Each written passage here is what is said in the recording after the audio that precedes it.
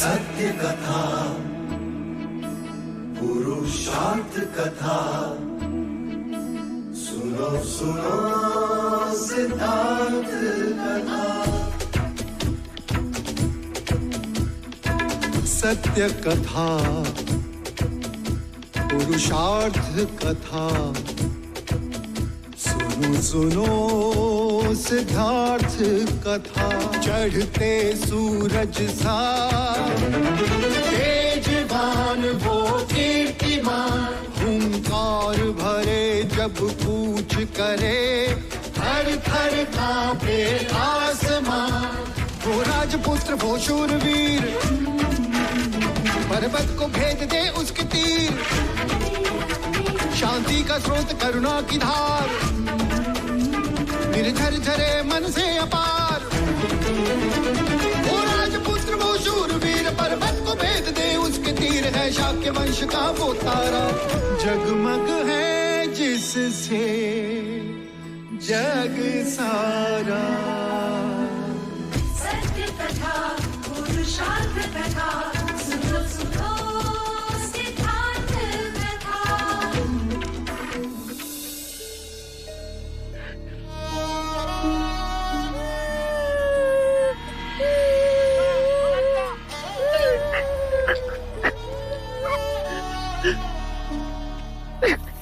युवराज,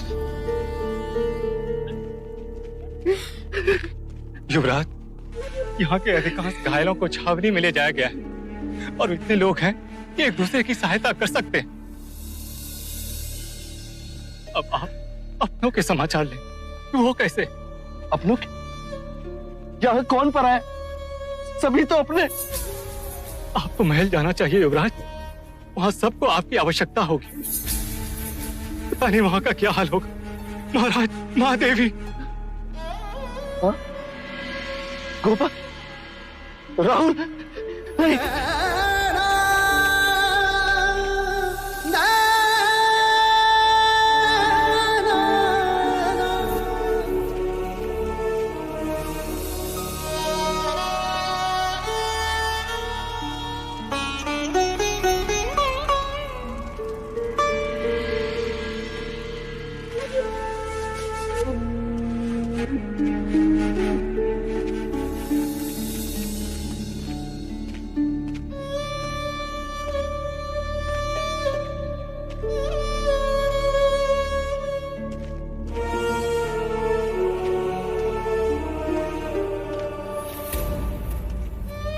युवराज,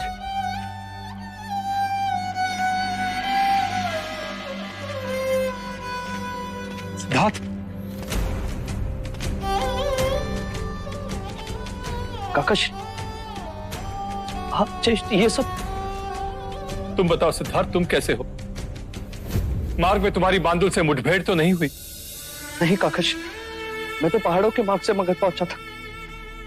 यदि मुझे तनिक भी आभास होता है कि प्रसन्नजीत इस तरह से। सब कुछ अचानक हुआ युवराज, और वो भी 2 दिशाओं से आक्रमण, इसीलिए हमारी सेना बढ़ गई। शाक्यों की तलवारें अधिक नहीं थी, किंतु बलहीन भी नहीं थी। यदि आक्रमण एक ओर से हुआ था तो कौशल की पराजय निश्चित थी।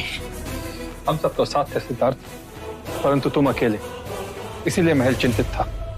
आप तो जानते हैं काकाश्री, मैं युद्ध रोकना चाहता था, इसीलिए तो प्रस्ताव लेकर मगध गया था। वो तो महाराज बिंबिसार के संदेश के कारण प्रसन्नजीत रुक गया, अन्यथा। काकाश्री, माँ, काकी माँ, सब कहाँ हैं? सुरक्षित है, सारा महल सुरक्षित है सिद्धार्थ। और महाराज? सिद्धार्थ,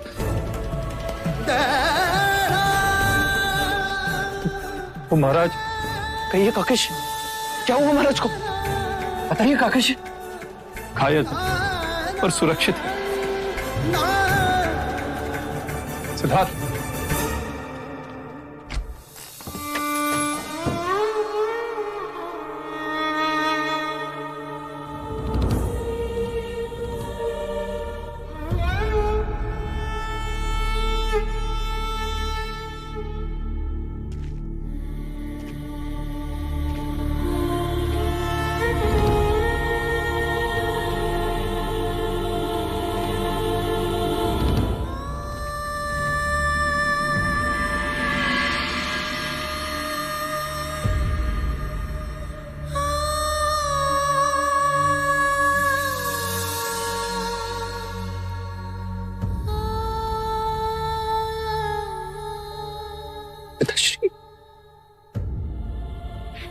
युवराज,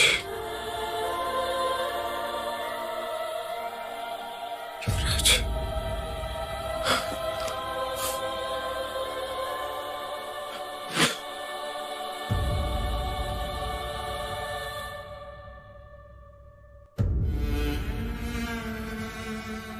तुम्हें सकुशल देखकर मुझे प्रसन्नता हुई पुत्र।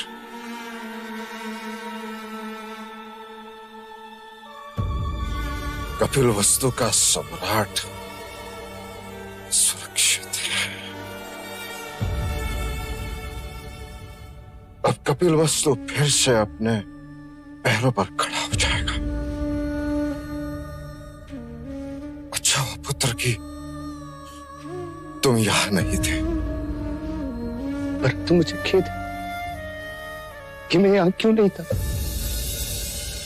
अन्यथा मैं युद्ध होने नहीं देता पिताजी। नहीं पुत्र, खेद तुम्हें नहीं, खेद मुझे है।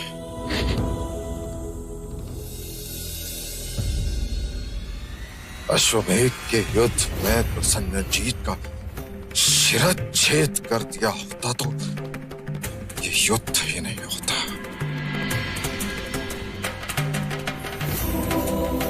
राजनीति में एक गलत निर्णय। वो निर्णय गलत नहीं था पिताजी। उस युद्ध में हमारी विजय उस निर्णय पे आधारित ही थी। नहीं युवराज,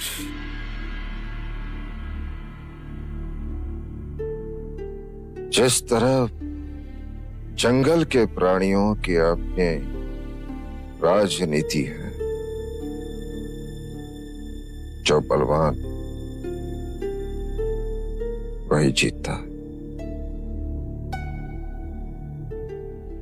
उसी तरह राजनीति भी एक जंगल है। जो बलवान वही जीतता है। सांप पालतू नहीं होता, फिर भी पालो और काटे तो दोष सांप का नहीं, पालने वाले का होता है पुत्र, पालने वाले का होता है।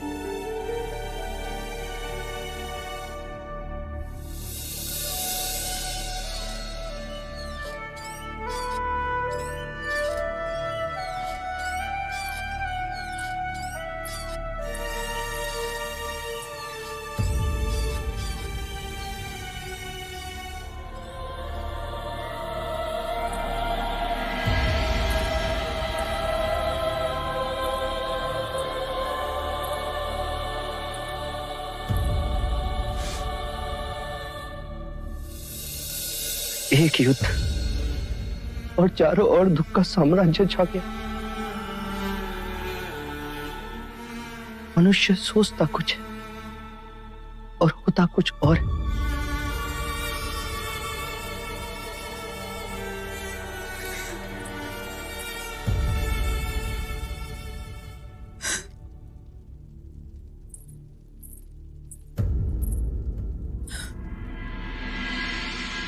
सत्य कहा आर्य आपने। अभी कल की ही बात है, कभी सोचा ना था कि इतनी जल्दी ये बात हो जाएगी।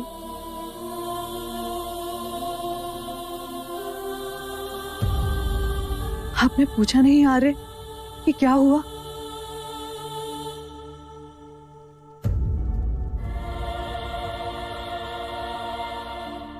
ठीक है, चलो मैं ही बता देती हूँ।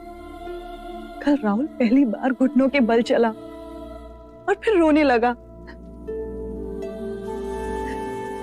जब मैंने उसे पुकारा तो यूं हाथों के बल सर उठाकर मुझे देखने लगा और फिर हंस पड़ा।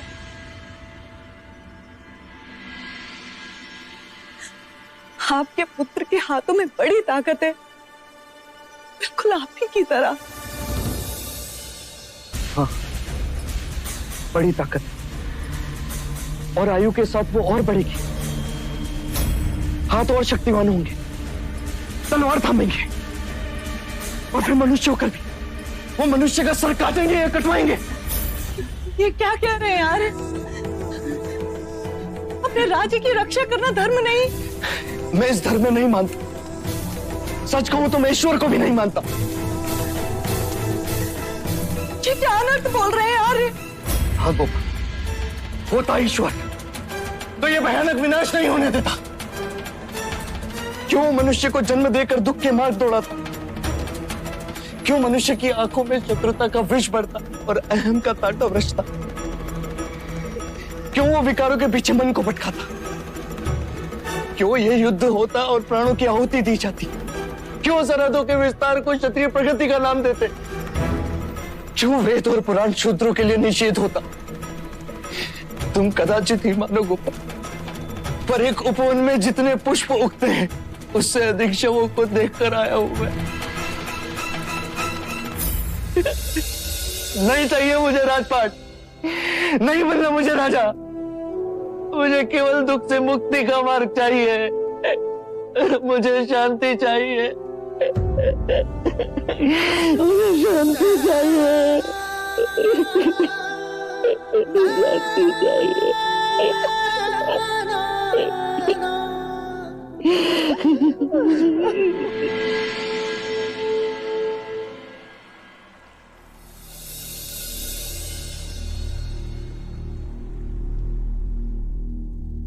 युवराज सिद्धार्थ पधार रहे हैं।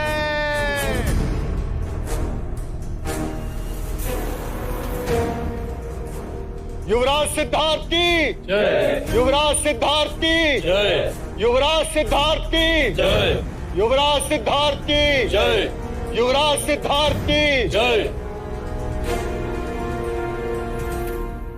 मुझे दुख है, जब आप सब लोग ये सह रहे थे तब मैं यहां उपस्थित नहीं था। क्षमा करें मुझे। इसमें दुखी होने की क्या बात है युवराज सिद्धार्थ? हमें तो प्रसन्नता है कि आप राजा बिंबिसार के हाथ में। हाँ युवराज, अब हम मगध नरेश की सहायता से उस प्रसन्नजीत का सर उसके धड़ से अलग कर देंगे।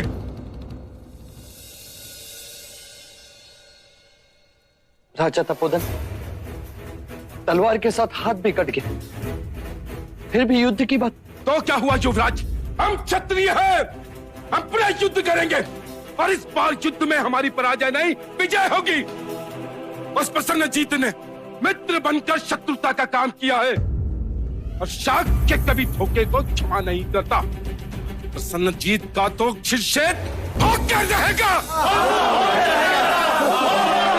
शाक्य गणतंत्र की, शाक्य गणतंत्र की, शाक्य गणतंत्र की। अर्थात फिर संहार, फिर रक्तपात, फिर प्रजा में हाहाकार, फिर नगर उद्ध्वस्त, फिर अहम का तांडव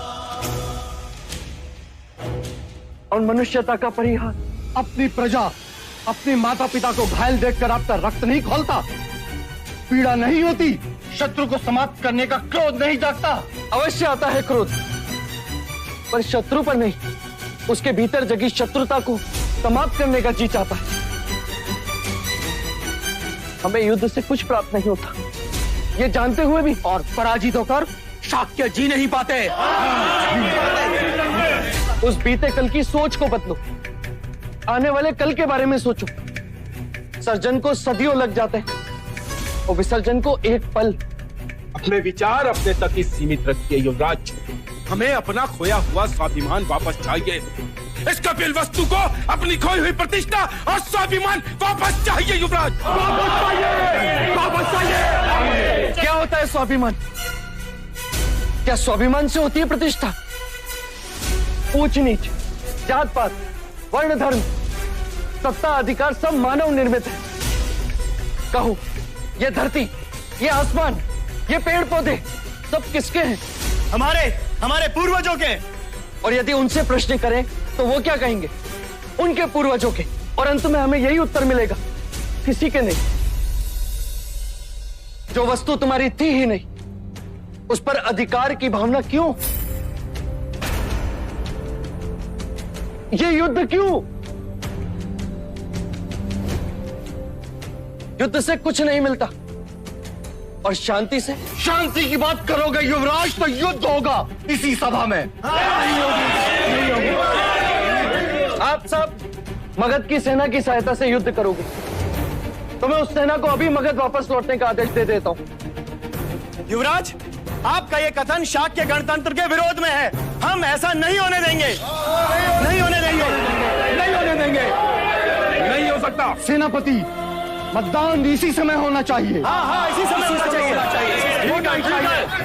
ठीक है, शांत हो जाइए, शांत हो जाइए आप सब।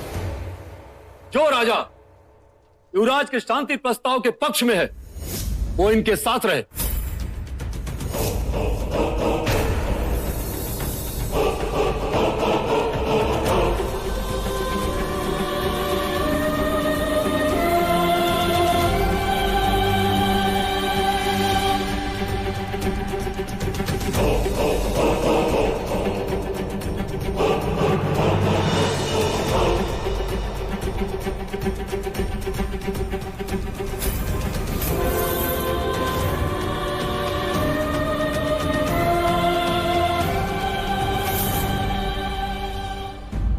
युवराज, महाराज शुद्धोधन यहां होते तो वो भी युद्ध के पक्ष में ही होते।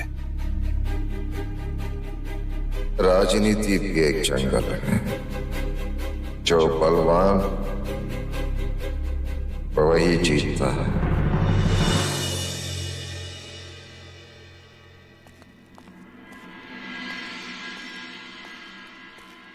युवराज, तारा शाक्य संघ युद्ध के पक्ष में है।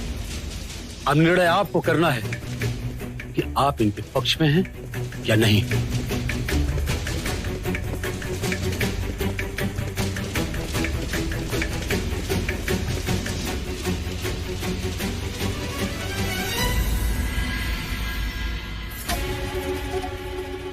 युद्ध के पक्ष में मैं कल भी नहीं था और आज भी नहीं।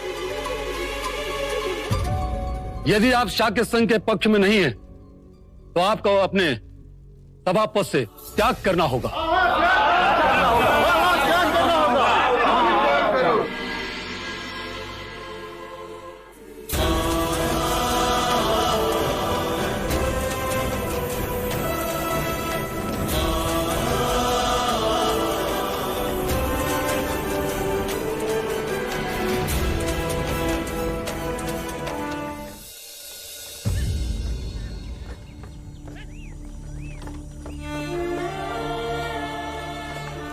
रोको।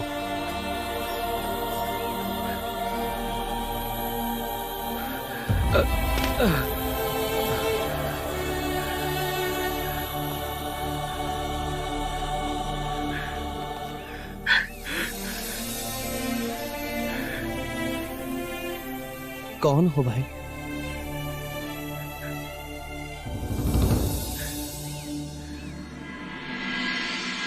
गौरी को असत्य बोलने के लिए 10 कोड़े मारने का दंड सुनाया जाता है। नहीं महाराज, नहीं महाराज, मुझे क्षमा कर दो, मुझे क्षमा कर दो।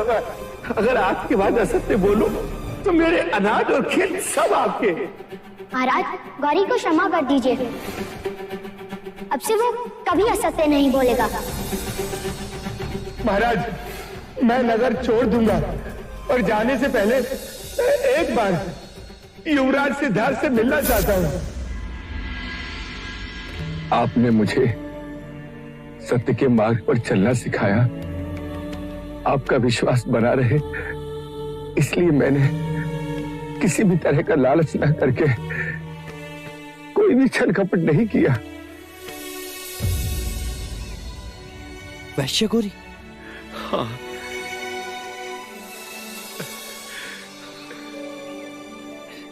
जी हाँ युवराज, वही वैश्य गौरी जिसे सारे नगर ने अपराधी घोषित किया, पर आपने मेरी सहायता की, मुझे जीने का अवसर प्रदान किया। तुम तो नगर छोड़कर चले गए थे। जी युवराज, वो झूठे अपराध का दंड था झूठी मोहर लगाकर किसी ने मेरी बलि देनी चाहिए थी, और अब गिरे दूध पर क्या रोना। तो अब तक तुम कहां थे? वैशाली चला गया था युवराज, शरीर वहां और हृदय यहां। युद्ध पश्चात कपिल वस्तु के बारे में सुना तो दुख बांटने चला आया। युवराज, परिश्रम से मैंने धन अर्जित किया है, कृपया इसे स्वीकार करें युवराज, कृपया इसे स्वीकार करें। यहां से तुम कहां जा रहे थे? कभी न्याय प्रणाली ने मुझे नई नगरी में अन्न न देने का अपराधी ठहराया था। आज उसी नई नगरी में अन्न बांटने जा रहा था युवराज। नई नगरी? हाँ। आपका दारुण कर रहा था।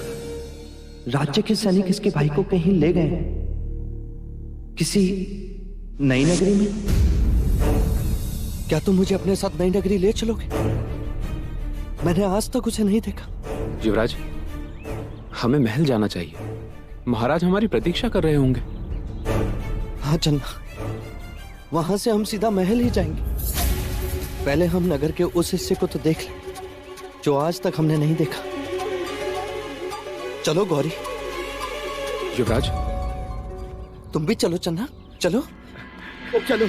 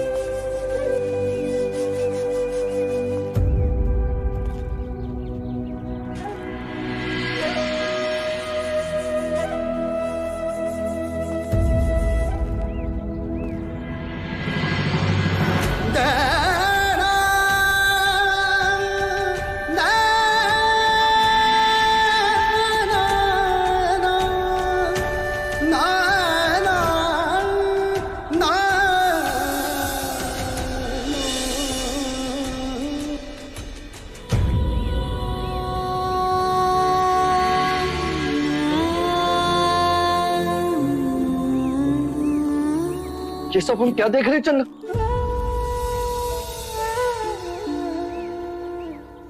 ये सभी अपने पूर्व जन्मों के कर्म फल भोग रहे हैं युवराज। कर्मफल?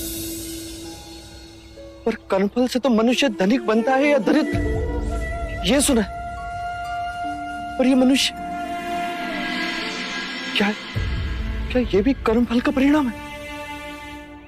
नहीं युवराज, ये जरावस्था है, वृद्धावस्था, जो अमीर और गरीब सभी के जीवन में आती है। वृद्धावस्था धनिक और निर्धन में भेद नहीं करती। तो क्या सब इस अवस्था से गुजरते हैं। मैं भी, तुम भी। हाँ युवराज, जन्म लेने वाला प्रत्येक मनुष्य आयु के अंतिम चरण में इस अवस्था से गुजरता है। जब यौवन समाप्त होता है, जब इंद्रियां साथ नहीं देती, बचपन, युवानी और वृद्धावस्था, यही जीवन के क्रम है। वृद्धावस्था? रुक जाइए, रुक जाइए, रुक जाइए। क्यों मार रहे हैं आप इसे?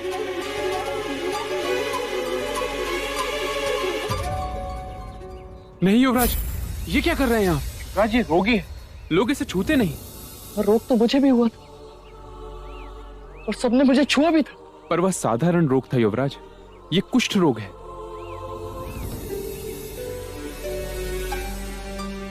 कुष्ठ रोग? तो क्या ये भी सबको होता है?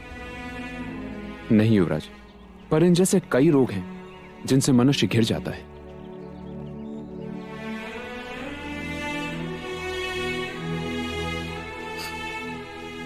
कर्मफल से दरिद्रता मिलती है, कर्मफल से मनुष्य रोगी होता है। क्या ऐसा कोई मार्ग नहीं जिससे कर्मफल को बदला जा सके, जिससे संसार के सारे दुखों को हम मिटा सके,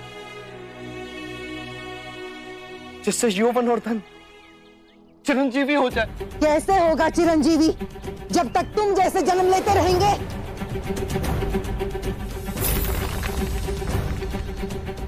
ले चल, चल कर दिखा इस पर। ये क्या कर रही हो तुम? जानती नहीं किससे बात कर रही हो? ये हमारे युवराज है। जानती हूँ, इसीलिए फेंके हैं। जीवन भर इसके फेंके हुए अंगारों पर चले हैं हम, अब ये चलेगा? अपने जीवा पर काबू रखो, तुम युवराज से बात कर रही हो। क्या अपराध है मेरा? क्या किया है मैंने? अरे तेरा तो जन्म ही तेरा अपराध है। तेरे लिए आगाही हुई थी, तू सम्राट बनेगा या सन्यासी। इसीलिए तेरे राजा पिता ने सारे नगर के दरिद्र, रोगी, दुखी, वृद्ध लोगों को देश के बाहर किया, उनको धोखा दिया और ये अंधेर नगरी बसाई तेरे कारण। ये तेरा अपराध है, अपराध है।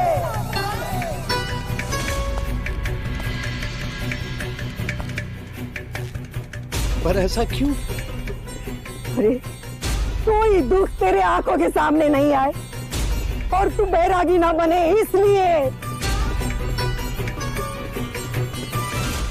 हम सब तो अपने आंसुओं में डूब गए, केवल तेरे कारण। तू जानता भी है इस नगरी के लोगों ने किसका मंदिर बनाया है? यम का मंदिर बनाया है, ताकि वो प्रसन्न हो और हमें इस यातना से छुटकारा मिले।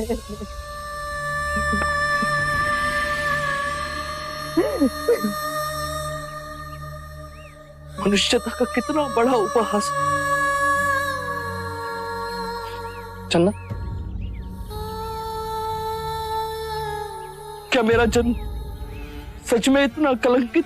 युवराज, ये तो नहीं, ये नहीं हो सकता, नहीं हो सकता ये। अगर विश्वास न हो तो जाकर पूछो अपने राजा पिता से। उसका अभिमान और बलि चढ़ गए हम।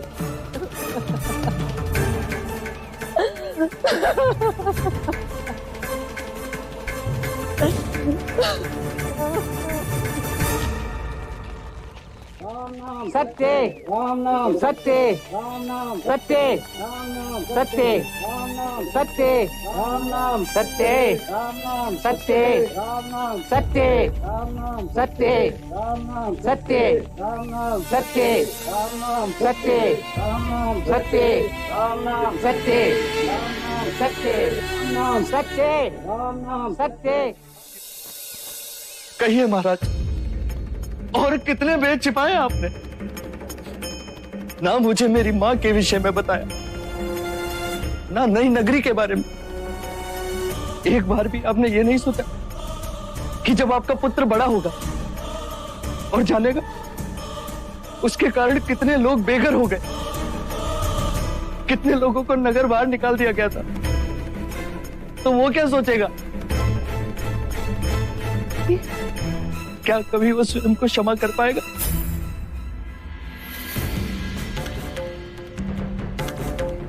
क्या उससे अपने जन्म पर खेद नहीं होगा? भविष्य को उन्नत बनाने के लिए वर्तमान का बलिदान देना ही पड़ता है।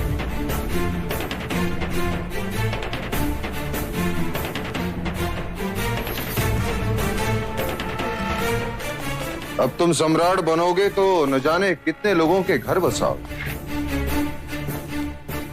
उन्नति लाओगे। एक योग्य राजा भाग्य से मिलता है प्रजा को, और मैं तुम्हें राजा ही बनाना चाहता था। और एक योग्य राजा देने की इच्छा आप बुरे शासक बन गए पिताश्री। पूरी एक पीढ़ी को नरक भेज दिया। सिद्धार्थ, इन्होंने जो किया वो इसलिए किया कि दुख तुम तक ना पहुंचे। पर दुख तो पहुंच ही गया ना मां। उन सबके दुखों का बोझ मैं अपने कंधों पर उठाकर चल रहा हूं।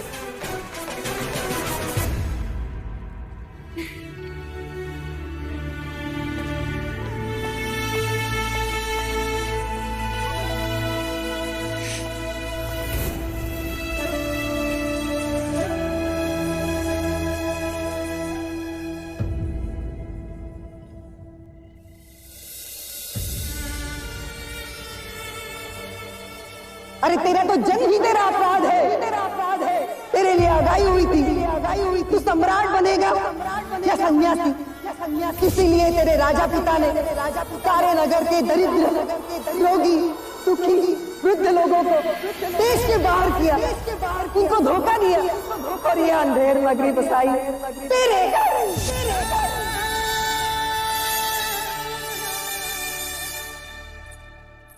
आर्य, आर्य,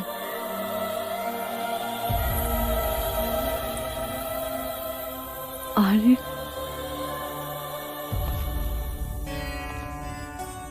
मैं राजा बनना नहीं चाहता गोपा। मैं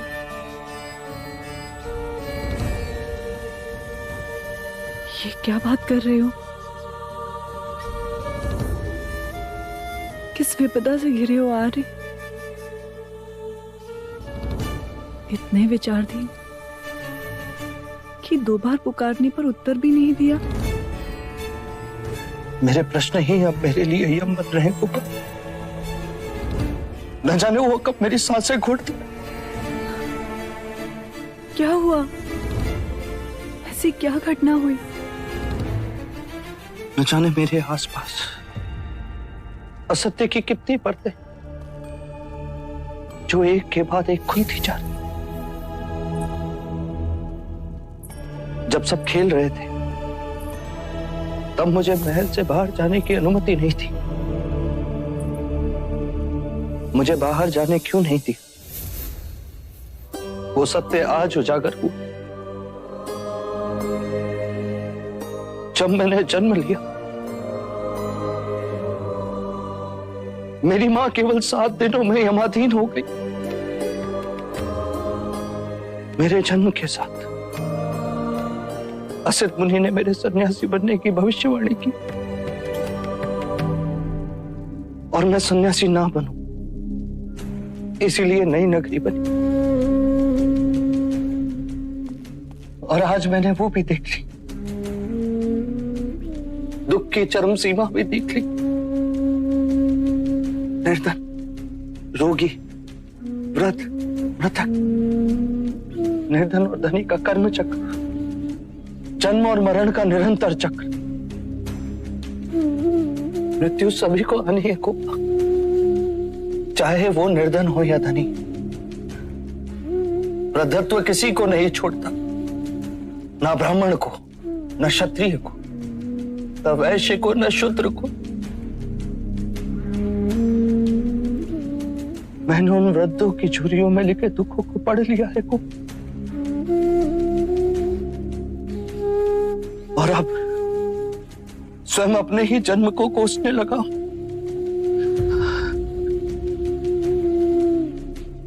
यदि जीवन ऐसा है तो ऐसे जीवन की मुझे कोई आवश्यकता नहीं।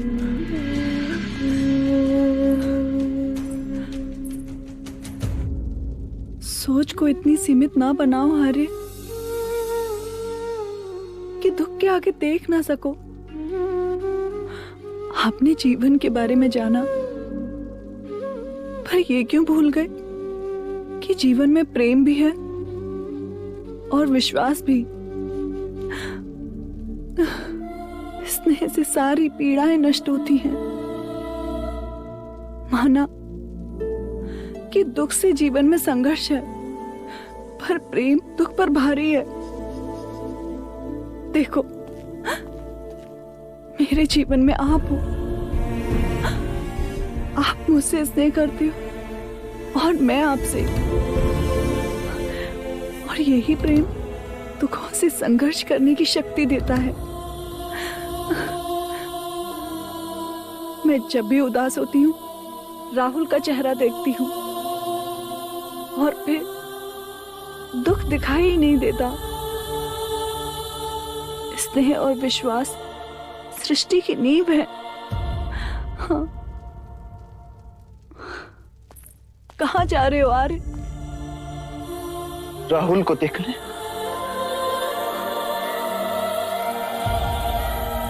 हाथ फैलाओ तो तुम्हें छू सकती हूँ, फिर भी क्यों लगता है कि तुम दूर हो।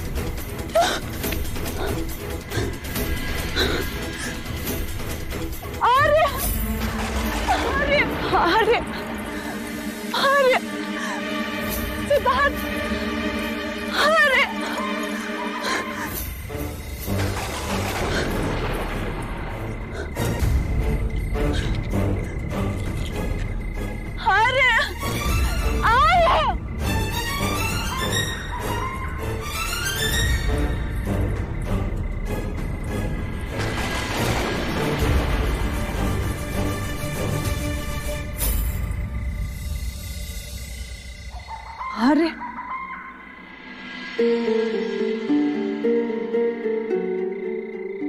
मैं यहीं हूं तुम्हारे पास, पर जा रहा हूं। बहुत जल्द लौट आऊंगा।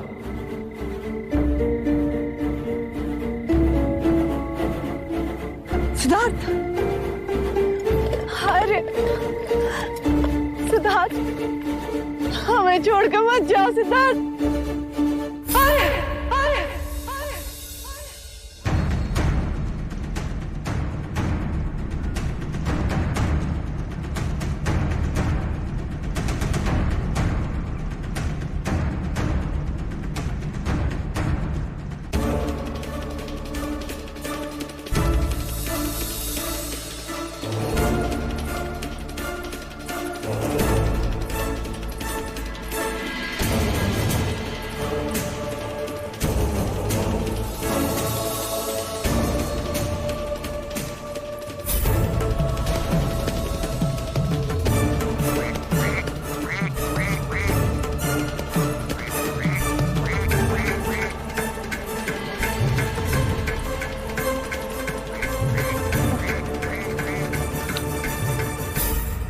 यहाँ आ रहे? ये क्या हुआ? गोपा ये तड़प रहा, कदाचित प्यासा है। कब से मैं इसे पानी पिलाने की कोशिश कर रहा हूं, चिल्लाता है पर पानी नहीं पीता। ये पानी नहीं पिएगा आज। क्या? क्यों नहीं पिएगा? कहते हैं पक्षियों में भी मनुष्य के समान प्रेम भावना होती है। एक के बिना दूजा जीवित नहीं रह सकता। उन्होंने वहां प्राण त्याग दिए, तो ये मादा भी अपने प्राण दे देगी। विरह ये सह नहीं पाते और एक के बिना दूजा जीवित नहीं रहता। इनके बीच प्रेम का ही अटूट बंधन है। अर्थात प्रेम की चरम सीमा भी दुख है। कदाचित परिभाषा भी दुख। प्रेम अर्थात अप्रत्यक्ष दुख, केवल दुख।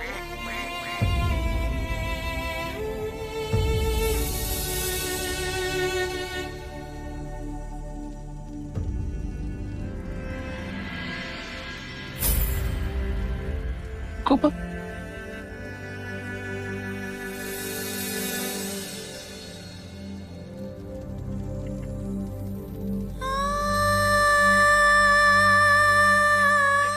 बोलो गोपा, एक दूसरे से इतना प्रेम कि सृष्टि ईर्ष्या कर, और हम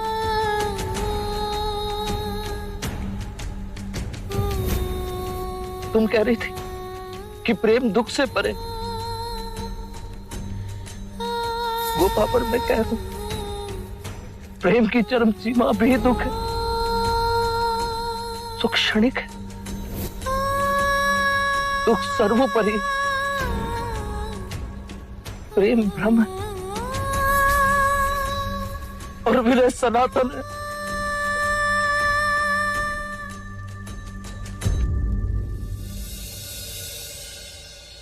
सत्य कथा, पुरुषार्थ कथा, सुनो सुनो सिद्धार्थ कथा।